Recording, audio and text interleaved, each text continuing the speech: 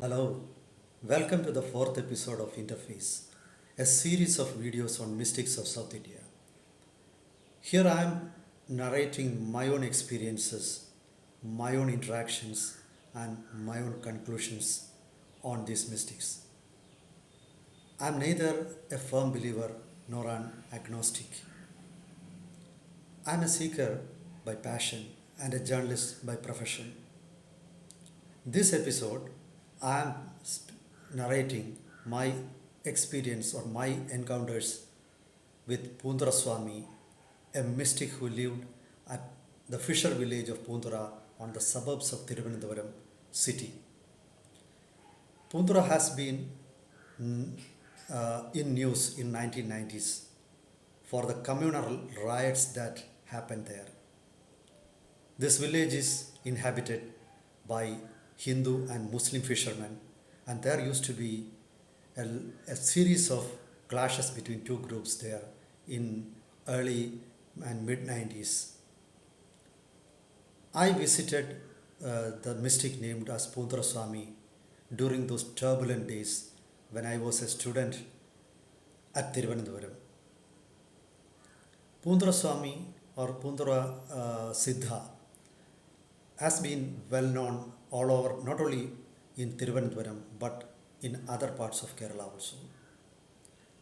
According to legends, there used to be several Avadhoothas named Poonthura Siddha. The man who I met was supposed to be was apparently the 13th Siddha, the 13th in the line.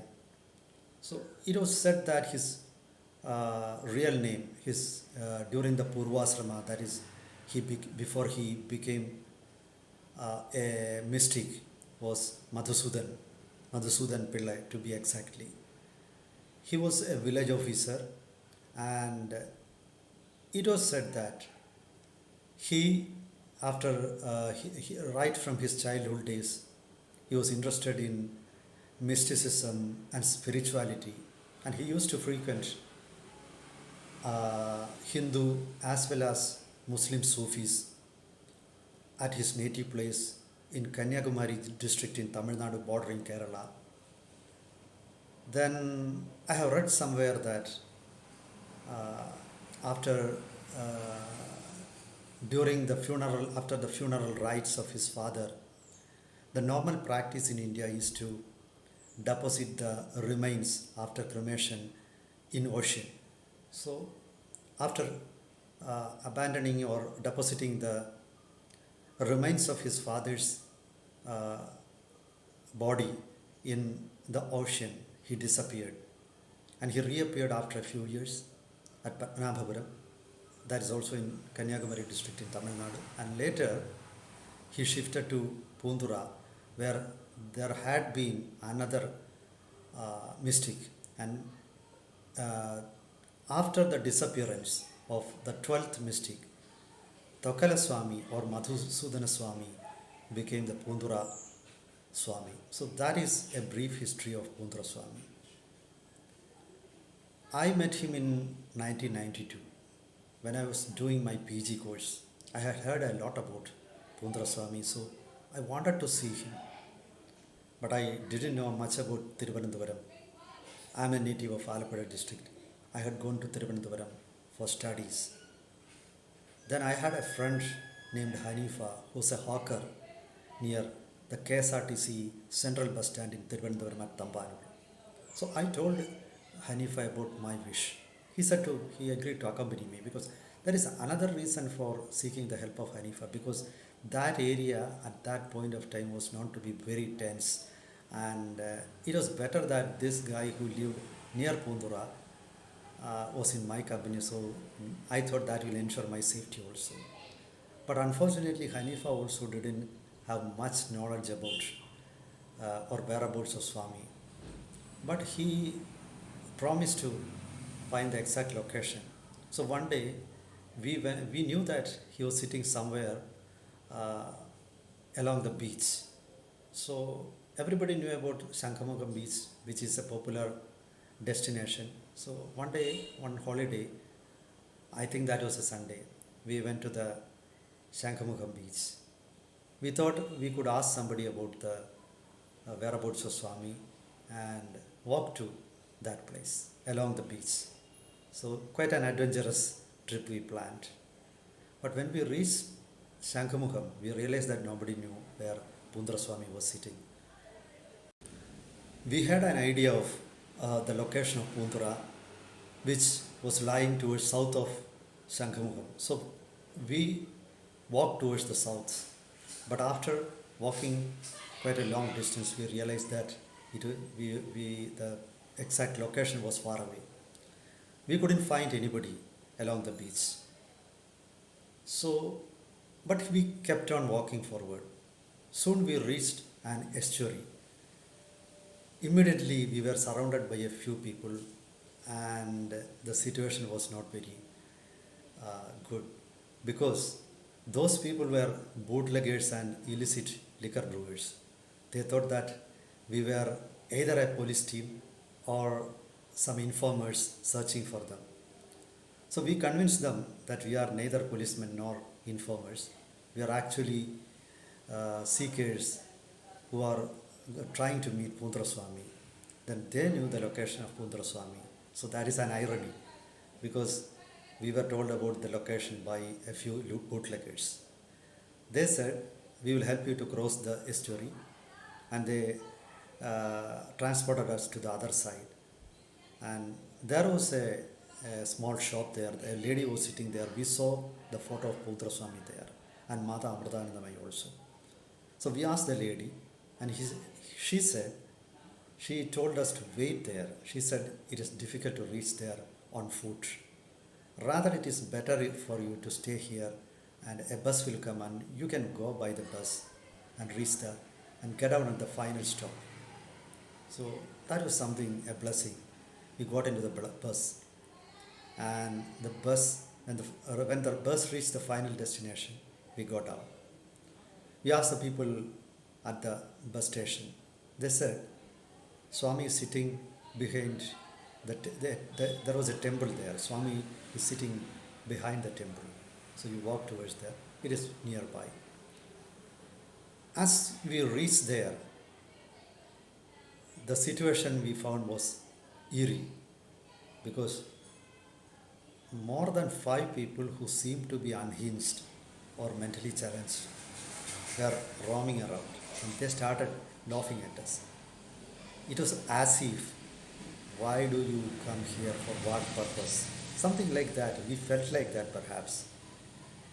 But that situation made us a bit uneasy. Suddenly we saw fisher people there. One fisherman approached us.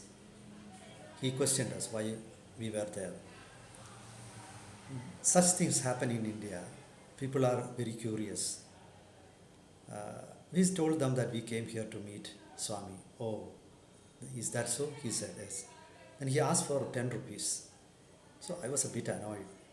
Why was this guy, was he trying to fleece us or exploit us? Anyway, that was an unknown area, so I thought it's better to give 10 rupees to that guy. I gave him 10 rupees, and I thought he will disappear. But actually what happened was, he went to a small shop there. He brought some camphor and incense sticks and told us that the custom is to light the incense sticks beneath a peepal tree there, and put the incense, the empty boxes, inside a small hutment where Poonthura Swami is sitting. So we saw a very small hutment there, a hutment in which one person could barely sit. So he went to the hutment, and the hutment had a small window which was covered by a piece of cloth. It was made of coconut leaves, thatched coconut leaves, and local wood. So he raised the piece of cloth and asked the man sitting inside whether he should allow some visitors. Then he added that 2 young men are there. He might have got permission. Immediately he returned to us and said, okay, uncle is willing to see you. So though we approached there with some great respect, awe and respect. This fisherman was talking to the mystic as if he was an elder uncle, a family member like that. So we went near the hut, and since the cloth was raised and we could see him sitting inside. He was sitting like doubled up, huddled at a corner. He could barely, one person could sit there. He didn't even raise his eyes to us. He just looked at his own palms and the sand beneath and asked us, oh, so you have seen me? Now, why are you standing here? You may go back. Okay, we had darshan. We walked by. Then the fisherman said, you are lucky because he don't allow normally visitors, and he never speaks to people, rarely speak. Only on very rare occasion he speaks very intimately to people. So we had darshan. So we were happy. At that time, the stories in Trivandrum was uh, Poonthura Swami the 13th, uh, how he became famous. The story that circulated in Trivandrum was one day, one senior official of government secretariat heard about Swami. He had the illness of asthma. So he wanted to get rid of the problem. And he tried many ways. He met many allopathic doctors and underwent treatment, but the condition persisted. So somebody told him that there is a wandering mystic with supernatural powers at Poonthura. If you go and meet him and he blesses you, you will be saved and your health problem will disappear. So he came to see Madhusoodana Swami. But when he came to see the Swami, he tried to shoo this man away. But he was persistent because the needy knows no manners. So he pursued this man. Madhusudana Swami was walking along the beach. At one point, Swami got angry and slapped him on his face. Blood oozed out of his nose. So people then came and took him away. But when he went home, he realized that his physical ailment disappeared, and thereafter it never recurred. So this story spread like wildfire in the city, and many came to see him. Even if he abused or slapped the visitor, everybody would be happy. That was the story of that made him very popular. The fisherman told us that when we saw him, he had not eaten solid food for at least 7 years. They said he would take black tea occasionally, and that was offered by fishermen. And they also said that he would every morning, early morning, he would go down the beach and would go to the sea and would disappear. They said he would reappear only after a couple of hours, and according to their belief, there was a temple in the sea which had been submerged. So they believed that Poonthura the mystic, had gone to do pujas at the temple and he will return. These fishermen also told us that he would sit inside and meditate throughout the day, and on full moon day or other some important days he would come out and do some havans, which are sacrifices. That was his routine. So we were very happy that at least we could see him, and he spoke to a few words to us. We were happy, and then we returned. Nothing in my life changed. Life went on as usual. I never expected that all on a sudden my destiny will change. Nothing like that happened. People often want such things.